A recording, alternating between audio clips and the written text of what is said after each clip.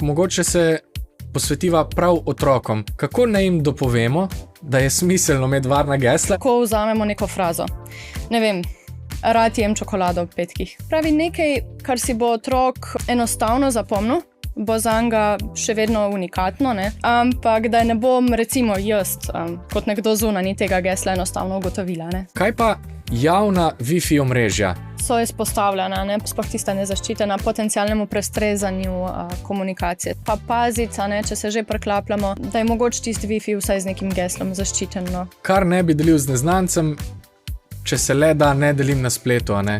To je super vodilo.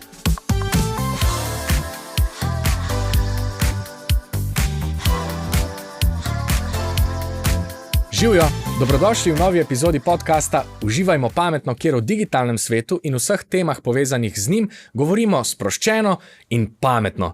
Radi bi vam ponudili čim več konkretnih nasvetov, zato da bo vaše bivanje v digitalnem svetu bolj prijetno in varno. Danes govorimo o kibernetski varnosti s poudarkom na kibernetski varnosti za otroke.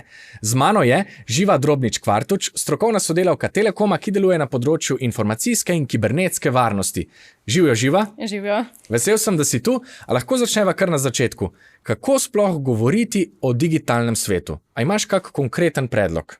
Ja, kar se otrok tiče, po mojem najbolj začeti takrat, ko prvič stopijo v stik s tem digitalnim svetom, recimo, ne vem, ali s telefonom, s tablico, z računalnikom, takrat, ko se dejansko prvič srečajo s tem, se pravi, stopimo z njimi, in z njimi poskušamo uporabljati te naprave in pokazati, kako delujejo, kakšne so recimo lahko kakšne nastavitve in tako naprej.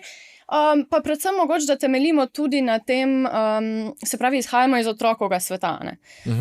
Kaj našega otroka zanima, kaj zanima mogoče tudi to generacijo, njegove vrstnike in na podlagi kakšnih primerov mogoče predstavimo digitalni svet na temi, ki mu je blizu. Da na ta način, ja. Interes za raziskovanje potem širšega sveta. Tako.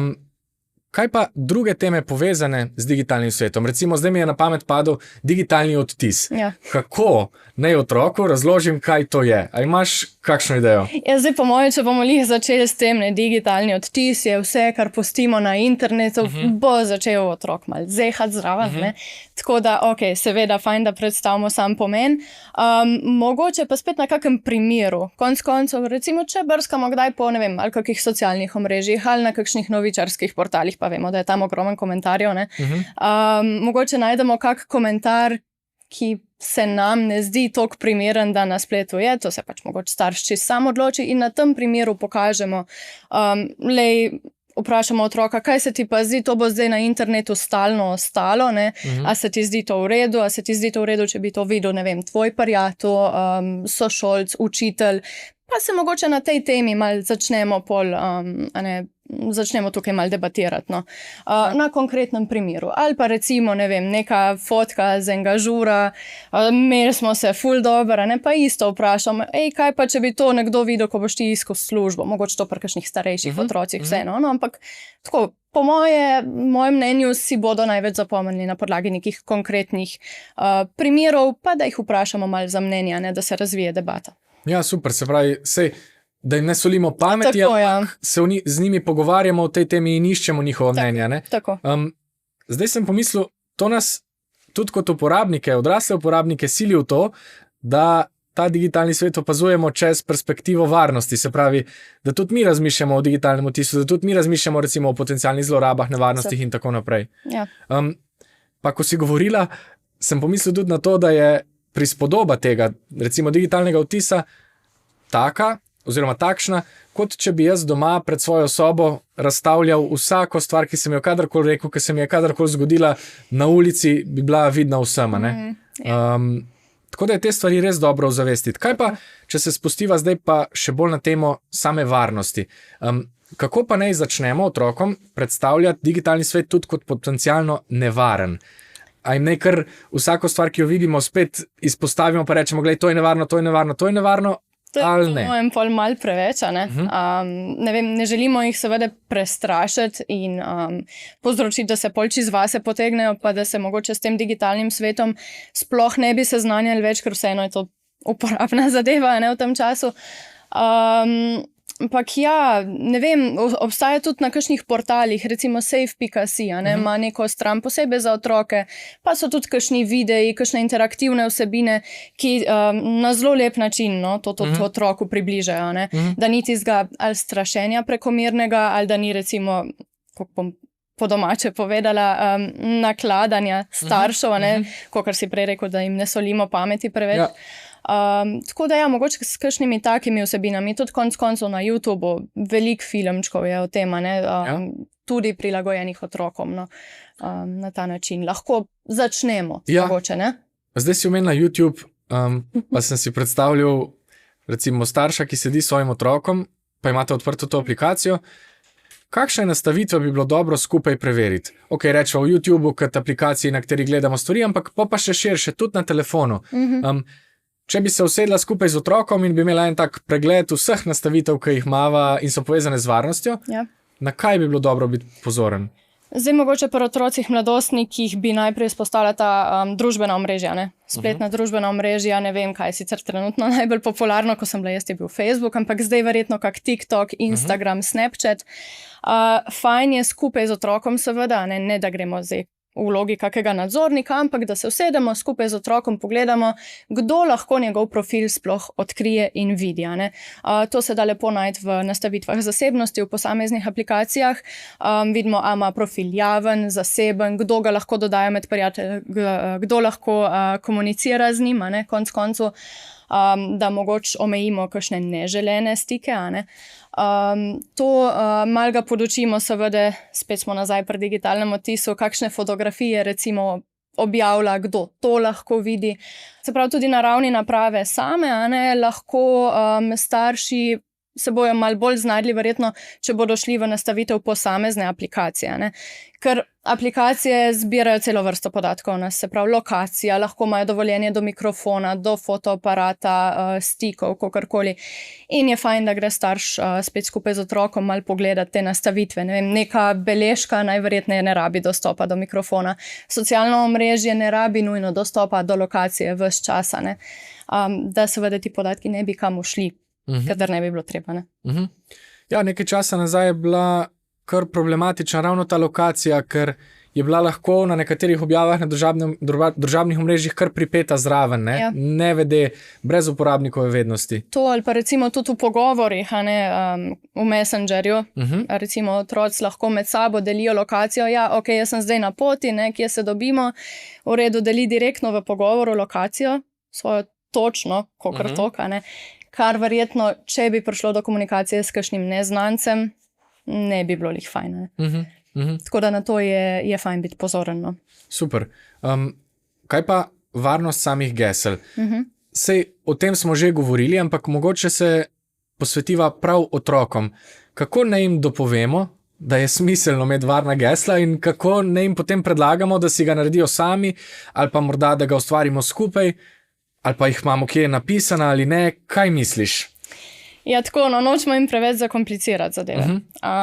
Zdaj, ok, jaz bi lahko o varnosti gesel verjetno kar nek časa nakladala za nekoga odraslega, pri otrocih je drugače. Ampak vseeno pa bi se držala teh osnovnih načel. Fajn je, da je dovolj dolgo. Za osnovo si lahko vzamemo neko frazo. Ne vem, rad jem čokolado ob petkih. Rad jem čokolado ob petkih. Pač kot nek stavek. Pol pa to recimo pretvorimo, ok, bomo z tega naredili geslo, ob petkih čokolada. Recimo, sicer to je že kar precej dolgo, ampak recimo, da si bomo to lahko zapomnili. Prve črke vsake besede lahko zapišemo z veliko začetenco potem, kakšne aje zamenjamo, ne vem, z afno, s štirico, ije z enko, eje, če bi bil kakšen trojko na ta način, ali pa s kakšnim simbolom, pa recimo na koncu dodamo še, ne vem, neko številko, ki nam nekaj pomeni. Mogoče ni treba jih dati svojega točnega rojstnega dneva, ker tega v geslih ne želimo razkrivati, ali pa kakšnega emša, ali karkoli, definitivno ne. Ampak je na ta način, se pravi nekaj, kar si bo otrok enostavno zapomnil, bo zanga še vedno unikatno, ne? Sicer ta čokolada ob petkih verjamem, da je vsem blizu, ampak da ne bom recimo jaz kot nekdo zunanji tega gesla enostavno ugotovila. Ne? To je temelj, ki ga pač spet, kakor sva že na začetku govorila, najlažje predstavimo skozi primere. Ne? Pa ne zdaj tega gesla uporabiti, ker smo ga tukaj razkrili. Ne ustvarite si gesla ob petkih, čokolada, ne vem kaj še, klicaj, vprašaj, tako. Ja, prosim, takoj. Ne, ampak na podoben princip. Tako. V bistvu paziš na to, da je prava dolžina, da je geslo relativno dolgo, pa tudi, da ima kaj številke, posebne znake. Ali... Tako, to so neke osnove, ne? Ampak mogoče za otroka fajn, da ga malo povprašamo, kaj je pa tebi blizu. Ne to, da naredi po nekem vzorcu, ki si ga bo zapomnil. Ne? Da lahko pol tam vedel, sem ti ja dal afno ali sem dal štirko na mest aja. Ne vem, spet odvisno od otrokove starosti. No? Mogoče ja proti koncu osnovne šole to ni več toliko zakompliciran, tam pred 10-11 letih pa mogoče še malo. Ne? Tako da mogoče otrokom tudi malo pomagati pri ustvarjanju gesla, pa fajn je, da če uporablja več stvari, da geslo ni povsod enako. Ja, se to je tudi pri odraslih, pogosta težava. Velikokrat nas srbi, da bi imeli kar povsod enako geslo, pa nas to lahko potem udari po prstih. Sem pa pomislil zdaj, ko sva govorila o tem ustvarjanju gesel, to bi lahko bila tudi zelo zabavna družinska aktivnost. Namreč, neko igrco recimo. Tako, ustvarite eno varno geslo, tako. Pa mogoče se ga tudi spreminja recimo enkrat na neko določeno obdobje, pa lahko to postane zabaven tudi možganski izziv, ne? Pa za celo družinsko aktivnost. Ja, in potem lahko tudi starši spremenijo svoje geslo, ker priznajmo si tudi, mi ga velikokrat ne spreminjamo, ali pa naši brati, sestri, vsi. Imamo en dan, recimo, kako pogosto pa bi bilo dobro menjati gesla? Tako enkrat na leto, je fajn za večino stvari, kar se pravi, službeno okolje je seveda nekaj drugega, ampak mogoče za kakšno privat rabo enkrat na leto, ali pa če se ugotovi, da je nekdo naše geslo razkrivane. Da je nekdo geslo ukradel, seveda potem takoj spremeniti. Imam genialno idejo. 1. januarja, po praznovanju novega leta, preden pojeste sarme, se usedemo skupaj za mizo in si naredimo nova gesla in potem si jih spremenimo, vsak si naredi teh 400 gesel, otroci verjetno malo manj. To bi bilo idealno. Ja, mislim, težko si jih bomo 400 zapomnili, ampak ja. Tukaj nam lahko mogoče na pomoč pridejo tudi kakšni upravljalniki gesel. Tako. Je pa mogoče to za tiste malo starejše otroke. Je pa fajn, tudi dejansko ti upravljalci gesel, določeni so že vgrajeni, noter v telefonih, recimo, tudi sami predlagajo neko varno, dovolj kompleksno geslo in ga tudi shranijo. Tako da to je mogoče rešitev za kasneje, ko se nam teh gesel res nabere cela množica. Ja, priznam, jaz jih tudi pogosto pozabljam, ampak vem, da se jih da danes relativno enostavno tudi ponastaviti, če imamo urejene te nekak sekundarne povezave. Se pravi, kaj lahko jaz kot starš naredim za to, da tudi če se otroku vse poruši, če se mu zaklene geslo, če ga pozabi, da ga potem lahko rešim. Ja, lahko se da za obnovitev, se pravi staršev mail, staršev telefonsko številko, tako da to je en način. Ko bo otrok pozabil geslo, se pravi, da možni načini obnovitve in se pošle potrditven mail ali pa SMS koda na staršev kontakta. Zdaj tega sicer ne omogočajo ravno vse storitve, ampak kjer pa je to možno, pa je fajn to tudi urediti. Super. Kakšno pa je tvoje stališče glede tudi ene zelo famozne besedne zveze, ki jo pogosto uporabimo, dvofaktorska autentikacija. Kaj pa tu v odnosu starš-otrok? Najbrž jaz kot starš ne bom za vsako stvar imel pri sebi autentikacijo za svojega otroka. Razumete, kaj mislim? Se pravi, dvofaktorska autentikacija pomeni, da če se nekdo prijavi z novo napravo, potem ta prijava pošlje poziv na neko že vzpostavljeno napravo, da potrdimo to prijavo. Ne? Ja. Kaj misliš, je bilo smiselno razmišljati, da imamo to ločeno, da je en v družini ta autentikator, ali se to otroci lahko pač naučijo delati sami? Mislim, fajn je, da na začetku, po moje, da so to starši, mogoče celo pač kakšni starejši bratje, sestre, kakorkoli, če seveda pride do situacije, v kateri bi bilo treba geslo ponastaviti. Je sicer tako. ne bi jaz teh kanalov odpirala preveč ljudem. Ne? Tako da mogoče dajmo ostati pri tem, da sta to starša.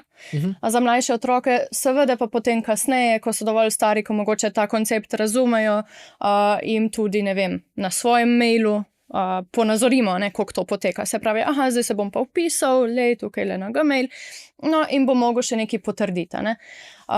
Potrdiš, ne vem, ali z SMS kodo, ali v autentikatorju, ki je ločena aplikacija. Se pravi, tole konkretno pokazati otroku, kako deluje, pa potem mogoče, ko on to prvič uporabi, biti zraven, ne, in ga mal voditi skozi ta postopek. Je pa res, da verjetno za najmlajše to še čist ni. No. Ampak to je super ideja. V bistvu lahko vedno tudi potencialne zaplete, kar zvadimo z otroki. Lahko jim konkretno pokažemo, naprimer, kaj se zgodi, ko pozabim geslo, kakšen je postopek, kaj se zgodi, če se nekdo drug z drugo napravo prijavi v moj račun, pa jaz želim to potrditi. Lahko bi celo recimo igrali eno situacijo, kjer je nekdo drug na telefonu, recimo nekdo, ki se prijavlja lažno v moj profil, pa bo otrok videl, kako bi to izgledalo, če nekdo drug zahteva to autentikacijo. Recimo, tudi v krogu družine se to, ne vem, če imamo kakšnega brata, sestro, rečemo, dej, probaj se zdaj prijaviti na tale mail.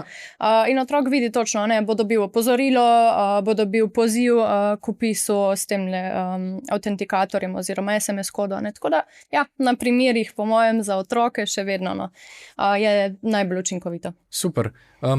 Če še malo razširiva to temo, pa se dotakneva kar celotne varnosti naprav kot takih. O čem pa lahko razmišljamo tu? Osnove bom rajš najprej povedala, ker zdaj sem delala sicer prav na področju kibernetske varnosti in gremo tukaj lahko zelo v detajle, ampak za potrebe tega podcasta raj ne. Tako da osnova, da imamo na napravi nameščeno neko antivirusno zaščito, predvsem pač na računalnikih, ki preprečujejo kakšno namestitev zlonamernih programov, odpiranje zlonamernih povezav recimo, potem tudi zaklepanje konec koncev zaslonov naših naprav, da ne pustimo računalnika, ko zapustimo mesto, kar odklenemo. Ker lahko pride nekdo zraven, pa bo recimo nekaj v našem imenu objavil, ali pa telefon, če ga izgubimo, če nam ga kdo ukrade, da ne bo pisal SMS-ov, kar vse poprek. Na ta način. No. Super, to je v bistvu tudi ena od teh stvari, ki bi jo lahko menila na tem preprostem pregledu. Se moje naprave same zaklenejo, ker pogosto jih kje pustimo. Meni kolegi velikokrat v galeriji pustijo kar nekaj fotografij, ker se da fotografirati tudi iz zaklenjenega zaslona. To je pa vse, kar jim uspe. Če pa bi telefon bil odklenjen, pa bi lahko potencialni zlikovci naredili marsikaj. Ali kličejo okrog, pa recimo, ne vem, lahko otrok pozabi telefon na treningu. Ga vzame nekdo, ki nima lih dobrih namenov, kliče starše in začne lahko tudi konec koncev v najslabšem primeru kaj izsiljevati. Tako je, zdaj, je v nevarnosti, dajte mi nakazati denar, ne vem, to je sicer res ekstremen primer, ampak ni pa nemogoče. No, pa tudi v manj ekstremnih primerih imamo lahko nevšečnosti, različni zapleti, ki si jih gotovo lahko predstavljate, če nekdo vzame tvoj telefon, lahko tudi iz čistega heca, bolje je, da je zaklenjen, pa imam potem mera. Oprosti, prekinil sem te, pa govorila si o zaklepanju o antivirusnikih. Kaj pa antivirusnik na telefonu? A potrebujem tudi to? A moji otroci potrebujejo to? Mislim, načeloma bi jaz, kar se tiče telefonov, spet je treba biti zelo pazljiv. Boste iskali antivirus za telefon, pa recimo, ne vem, če uporabljate Androida, vam bo ponudilo celo mnoštvo aplikacij, ki pa niso nujno zelo prijazne, pridejo tudi kakšne nelegitimne tja. Tako da ne vem, mogoče sama higiena uporabe tega telefona, kako bi rekla, se pravi, da otroka naučimo, kako to varno uporabljati, da ne odpira kakšnih neznanih linkov, da ne prenaša neznanih aplikacij, neznanega izvora.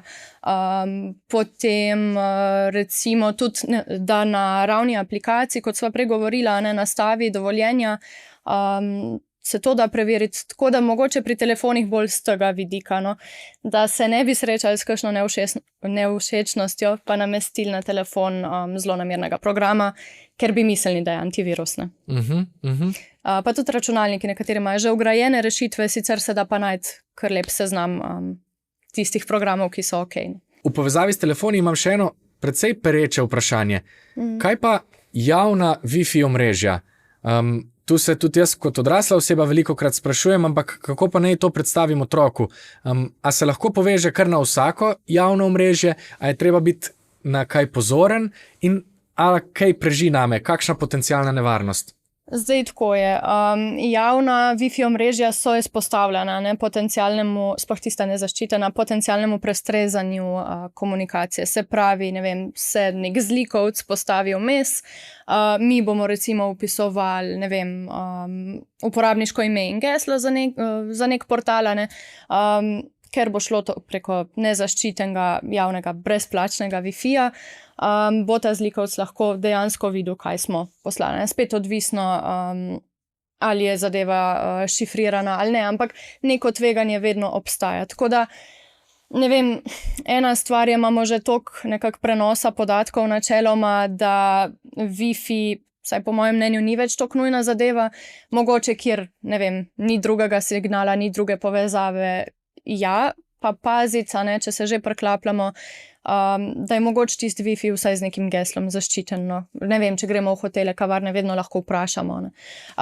Če pa že gremo na neko brezplačno Wi-Fi omrežje, pa mogoče ne uporabljamo tega lih, kadar ne vem, kaj plačujemo, vpisujemo kakšne občutljive podatke. Yes. Za splošno brskanje po spletu to seveda ni zdaj nek izziv, ampak če pa delimo kaj občutljivega, potem pa obstaja neko tveganje. Super. Kaj pa splet zdaj z druge perspektive, tudi domače in širše? Kako vse lahko poskrbimo, da bo naš otrok po spletu brskal čim bolj varno? Nekaj smo v bistvu že prej govorili, o tem, da otroka seveda ozavestimo o potencialnih tveganjih, se pravi, ne vem, sumljivih povezavah, kakšnih brezplačnih prenosih, potencialno zlonamernih datoteka. Ena zadeva je pa tudi recimo, pri kateri lahko starši dodatno pomagajo, tale varen splet. To je v bistvu Telekomova storitev, ki omogoča, da mi na ravni ali celotnega domačega omrežja ali pa mobilnega omrežja zavarujemo pač naprave, ki se v to omrežje povezujejo. Se pravi, se lahko nastavi tako časovne kot vsebinske omejitve, lahko se filtrira neprimerne vsebine in tudi to je en dodaten varnostni mehanizem, recimo. Pa so verjetno tam že prednastavljeni kakšni predlogi blokad vseh zlonamernih vsebin. Jaz, če se predstavim v vlogo starša, najbrž ne bom pisal jaz, kaj vse je. Aha, dobro. Ja, v redu. Tok ni treba si potem zakomplicirati. V bistvu ta varen splet ima že prej možnosti, ki jih lahko mi izberemo, se pravi, katere vsebine želimo blokirati. In sicer so to nasilne vsebine, potem seveda zelo pomembno, vsebine za odrasle, in pa tudi oglasi. Tako da se da lepo izbrati in v bistvu blokirati tisto, kar želimo v tistem trenutku. Super. Govorila si tudi o prepoznavanju raznih lažnih sporočil, lažnih aplikacij. Kako konkretno pa lahko otroku predstavim to? Najbrž tu mu pa ne morem jaz ustvariti lažnega sporočila ali pa to pokazati v praksi. Ali pač? Čeprav ne, zdaj je to tako pogosto, sploh tale phishing ali prek maila ali prek SMS-ov, da sigurno je skoraj vsak od staršev, bi si upala trditi, to že dobil. Predvsem recimo, zdaj so zelo pogosti tile SMS-ji, ki se lažno predstavljajo kot banka, pa da je treba nujno nekaj narediti. Tako da ja, jaz bi še zmeraj rekla na primeru. Pa seveda gremo pol po korakcih, a je pošiljatelj znan? Ne, ok, sumljivo. Kakšna je zadeva? A nas poziva k urgentnemu ukrepanju? A je noter kakšna skrita povezava? Vse te zadeve vzamemo v zakup in jih seveda predstavimo otroku, da bo kasneje to lahko prepoznal tudi sam. Super. Kaj pa pri delu z umetno inteligenco, ki jo tudi dojemam kot nek podaljšek spleta, na kaj vse lahko opozorimo otroka? Zdaj tako, saj ta umetna inteligenca je zdaj res zelo popularna, povsod nas z njo bombardirajo, bi rekla. Saj ne rečem, otroci si lahko pomagajo z njo, pri generiranju ali kakšnih besedil, tudi slik, konc koncu, verjetno kakšen si pomaga tudi pri domači nalogi, pri kakšnih pisnih izdelkih. Ampak tako, treba jim je povedati, da umetna inteligenca vsaj zaenkrat še ni nezmotljiva. Dostikrat, če ne ve odgovora na naše vprašanje, si bo pa kar nekaj, rečemo, da halucinira, a ne, si bo kar nekaj izmislila. In fajn je, da se otroci zavedajo tudi tega vidika, da ni nujno, če bojo, ne vem, delali domačo nalogo in bo umetna inteligenca odgovorila pravilno, ne vseeno preverijo to pri drugih virih. Ne. Je pa še tako uradno, ta orodja umetne inteligence vsaj večinoma omejujejo uporabo, da je otrok star minimalno 13 let. Aha. Ampak dobro, se verjetno vsi vemo, ne, tudi ko je bil Facebook, pač verjetno večina vpiše drugoletnico rojstva in je to, ne. Tako da še vedno je to ozaveščanje ključnega pomena. No. Ali pa recimo kakšne neprimerne vsebine, ne. Se tudi pač umetna inteligenca nima nekih etičnih, moralnih načel, ne. Tako da lahko kreira tudi neprimerne vsebine in mogoče otroku razložiti, da ne si tako, kot v drugih situacijah v življenju, ne si z umetno inteligenco ne pomaga tako, da bo naredila nekaj, kar otrok ne bi želel, da naredi nekdo tretji njemu. Ne. Se pravi, da ne dela s tem, kar umetna inteligenca zgenerira kakšne škode, koga užali, izsiljuje, kakorkoli. Kaj pa pri deljenju lastnih podatkov? Lahko tu tudi pazimo na to? Je fino biti pozoren na to, kaj recimo vse naložimo v nek klepetalnik, ali teh zadržkov nimamo? Definitivno zadržki tukaj bi morali obstajati. Ne? Umetna inteligenca se uči iz tega, kar mi vanjo vpišemo. Se pravi, ne vem, če bomo mi noter dali v nekem dnevu svoj naslov, pa potem čez en teden rojstni datum, pa potem čez en teden, ne vem, še osnovno šolo, če bo dal otroku, katero hodi. To se bo nekje shranilo in dejansko bo zadaj recimo se že začel delati profil otroka. Ne? Tako da je treba paziti na to, kaj delimo. Načeloma bi jaz dala usmeritev, no, kar ne bi delil z nekim neznancem na ulici, ne deli z umetno inteligenco, pa tudi na splošno na spletu. Ne, no. Definitivno se ti podatki, kot sem rekla, uporabljajo za učenje, se nekje shranjujejo, lahko se tudi odvisno od pogojev uporabe delijo naprej. Mogoče tudi za starše, če vejo, da otrok uporablja kakšno od teh orodij, je fajn, da si mal pogledajo pogoje uporabe, no, zakaj se podatki uporabljajo pol naprej. To je super vodilo. Kar ne bi delil z neznancem, če se le da, ne delim na spletu. Sej pri odraslih je to kdaj morda težje, ker kdaj tudi seveda delamo na spletu stvari, kjer delimo, lahko tudi osebne podatke, mogoče v čist poklicnem kontekstu, ampak ja, otroci pa načeloma ne bi prihajali do trenutkov, ko bodo delili svoje osebne podatke na medmrežju. A se lahko na hitro dotaknemo še potencialnih pa prav nevarnosti pasti, ki prežijo na njih v odnosu z drugimi ljudmi na spletu, recimo v Discord skupinah, ki so danes zelo popularne in v katerih je lahko marsikdo. Kako ne otrokom predstavimo potencialne zlorabe, ki se jim lahko zgodijo na vseeno mogoče ne tako krut način ali pa preveč odbijajoč? Ja, verjetno ni fajn biti preveč spet nazoren, mogoče začeti z vprašanjem, kaj pa, če bi, ne vem, tebi pisal nekdo, ki ga ne poznaš, da se dobita, ne vem, v parku, da mu pošlješ kakšno slikco, kaj bi naredil? Ali pa mogoče, da še malo distance naredimo, kaj bi svetoval prijatelju, ki bi mu nek neznanec tole napisal. Mogoče tako, da se pol seveda odpre razprava in vmes med to razpravo pojasnimo še kakšen znak, kako to prepoznati, ne vem, ali za grooming, če gremo konkretno v grooming, se pravi, to je, ko nek neznanec z otrokom naveže stik, po spletu spostavi zaupanje, pa se pol začne počasi kakšno izsiljevanje za kakšne neprimerne slike, videe, ne vem, značilne so recimo pretirane pohvale, ali kakšna darila, obljube, potem prošnje za slike, tako da začnemo s tistim, kaj bi recimo prijatelju svetoval o tej situaciji, potem se pa sproti, seveda na nek ne preveč vsiljiv, ne preveč nazoren način predstavimo tudi te znake. Grooming je torej ena od teh. Lahko naštejeva še ostale, sej to večkrat omenjamo, ampak mislim, da se je dobro o teh stvarih informirati. Ja, recimo spletno nasilništvo, zdaj mogoče komu bolj poznano kot cyberbullying, zdaj to pa ni nujno, da prihaja od nekega neznanca, lahko je tudi od vrstnikov, tako da tudi tukaj je treba pa otroku predvsem, seveda tudi pri groomingu, da ne bo pomote, v vseh teh situacijah predstaviti, da je varno o tem govoriti. Zdaj to se pa seveda gradi na dolgi rok. Je treba vzpostaviti z otrokom neko zaupanje, odprto komunikacijo in tudi starši se ne smejo bati pogovarjati o teh temah. Ne spet preveč zavijati v vato, ampak na primeren način predstaviti. Ker če pride do kakšnega spletnega nasilništva, pač nočejo verjetno starši, da se otrok pol zapre vase, pa si še kaj naredi. Je še kakšno od teh področji, ki bi se jih lahko dotaknili, se pravi grooming, cyberbullying, so še kakšne potencialne pasti v tej komunikaciji? V komunikaciji, lažni profili. Se lahko bi v bistvu šlo v obratnem vrstnem redu, ker lažni profili se pa lahko uporabljajo tako za grooming kot za cyberbullying. Se pravi, ne vem, na spletnih socialnih omrežjih si lahko kdorkoli ustvari karkoli. Lahko je tam nek Janez Novak. Tako da ja, tudi tukaj mogoče kakšno vodilo 3 vprašanj.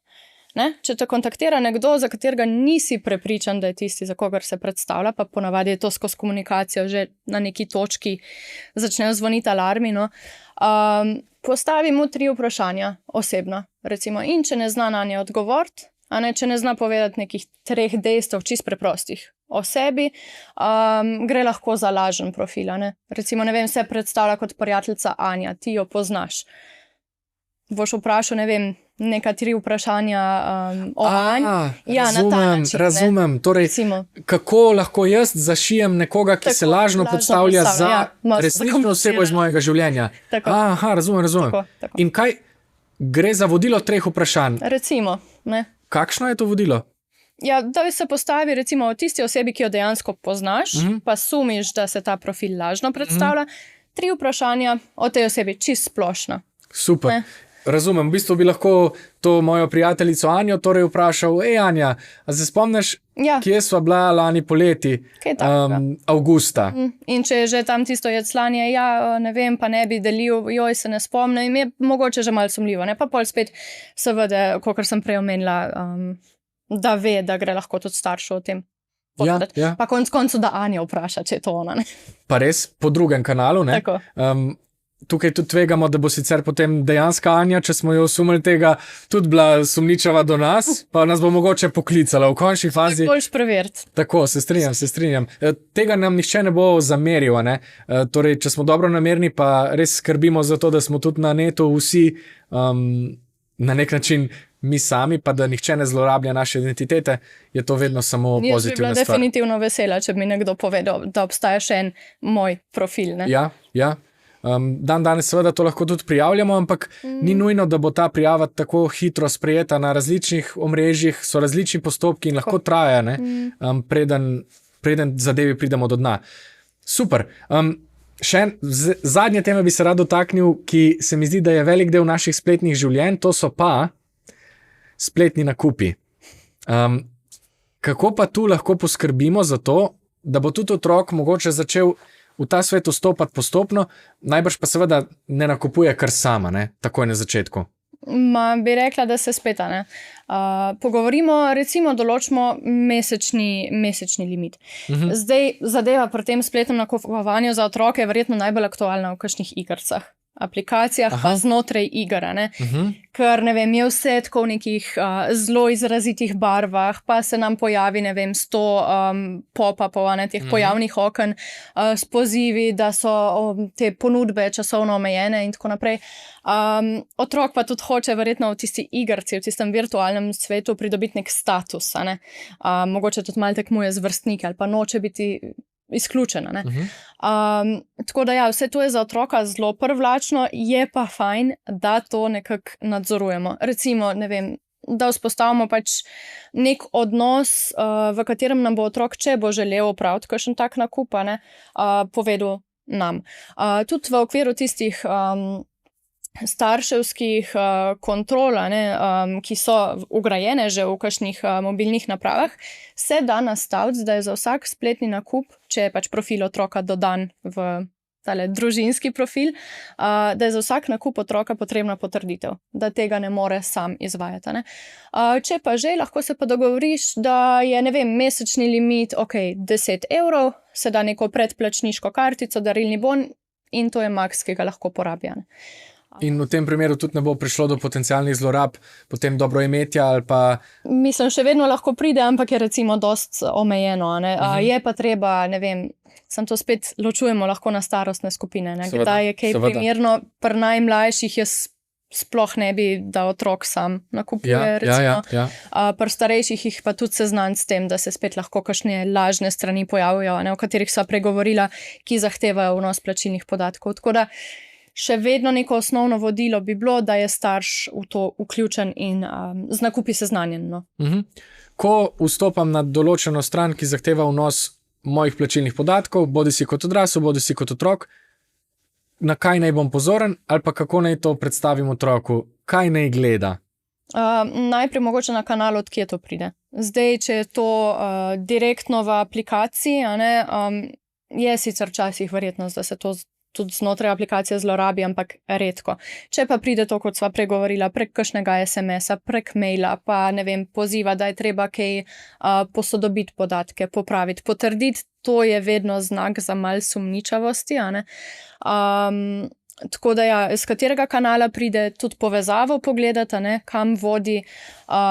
Zdaj, če so otroci malo bolj, če jih zanima ta računalniški digitalni svet, lahko tudi sami pogledajo kakšna orodja, v katerih lahko preverijo te linke konec koncev.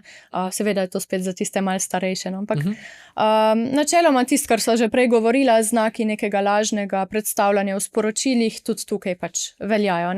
Pa potem mogoče tudi, če se odpre tista spletna stran, če zgleda malo čuden, ampak tukaj se pa zdaj da že kar dobro narediti, tako da je lahko kar prepričljivo. Dvojnik, ki je po videzu res podoben. Ni tak problem narediti, tudi recimo s pomočjo te famozne umetne inteligence. Ojoj, kako pa ne potem prepozna?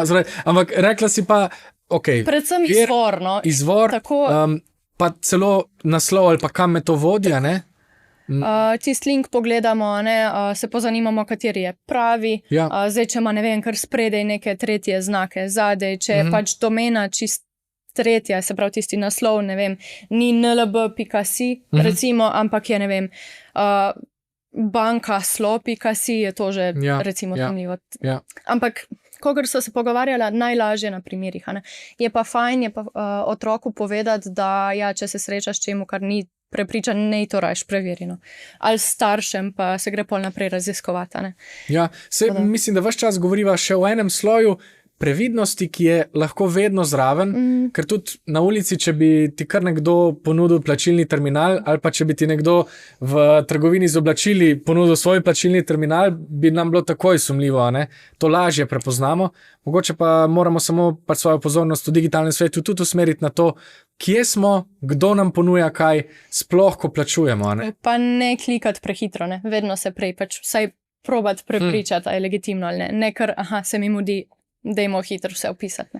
Tudi to mogoče sporočiti otroku, da to ponotranji, da bo vedno, ne vem, 3-krat, 4-krat premislil, preden bo kakšne take podatke vpisoval in kam pošiljal. Super, premislil in prebral. Saj tudi sam pri sebi opazim velikrat ta, rečemo, živčni refleks, ko sem na neki napravi, neki urejam in bi želel samo čim hitreje prideti naprej, ok, next, sprejmem, konec, to je to, Če pa lahko pri sebi ta refleks umirim, pa si rečem, v redu, premisel, preber, lahko tudi 2-krat, 3-krat, pa se lahko izognem marsikakšni nevarnosti, Super.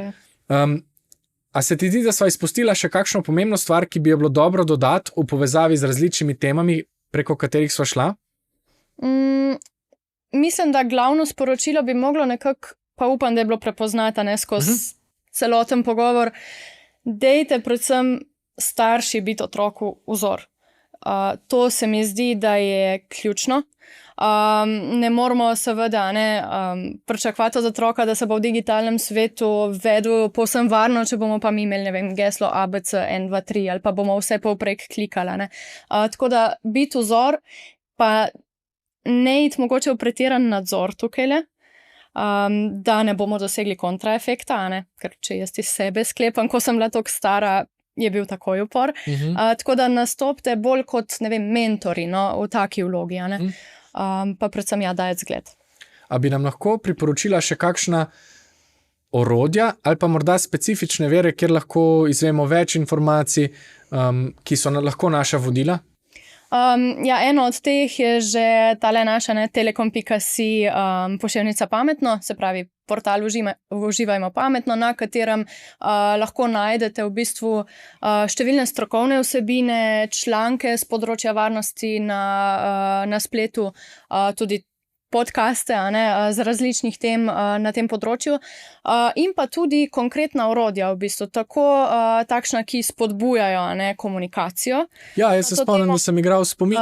Tako, tale spomin je recimo potem prva pogodba, tudi da se otroci s tem vidikom seznanijo, in pa meni zelo taka všečna, tale kviz, spoznajmo, kako poznamo spletne iluzije, v kakšni meri jih prepoznamo in se dejansko lahko in starši in otroci preizkusimo v tem.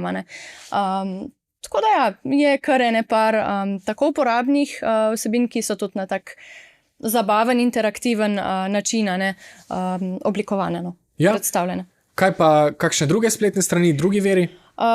Se pravi, safe.si je en od takih portalov, ki dost predstavlja temo digitalne spletne varnosti, tako za starše, učitelje, otroke. Ima tudi en podportal, ki je namenjen prav otrokom, malo bolj interaktiven, malo bolj preprost. Potem imamo recimo logout.si, ta je namenjen predvsem področju odvisnosti oziroma prekomerne rabe digitalnih tehnologij. Ima na tem področju nekaj nasvetov.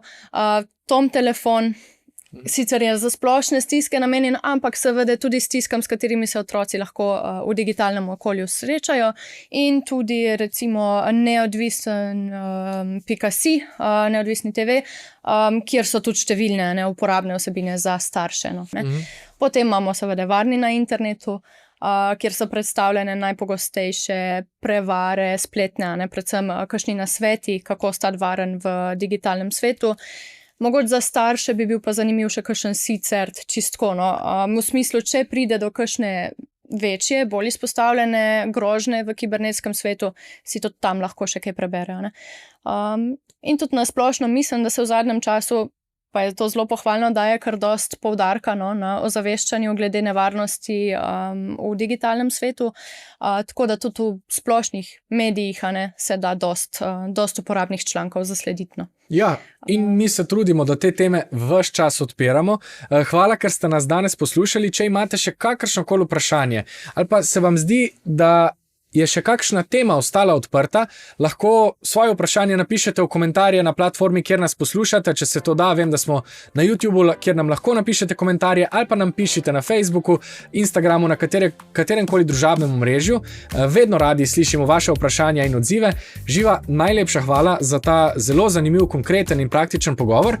Za konec te prosim še za piko na i, za tvojo zaključno misel, s katero se bova poslovila od gledalcev. Jaz bom po moje kar ostala pri tisti, bodite starši otrokom zgled in jih pametno, varno vodite skozi digitalen svet in vse izzive, ki jih tam čakajo. Uživajmo pametno.